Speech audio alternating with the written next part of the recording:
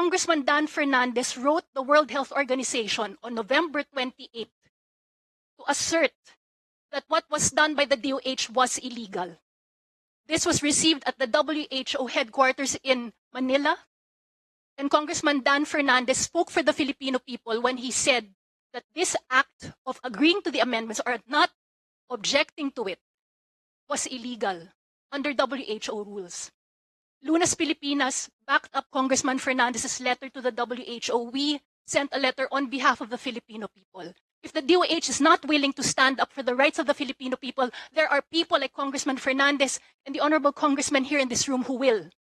And there are Filipino people who are sick and tired of how the DOH has let us down, has refused to admit that people are dying, turning a blind eye to the people who are getting sick, turbo cancers, myocarditis, children who are suddenly sick as if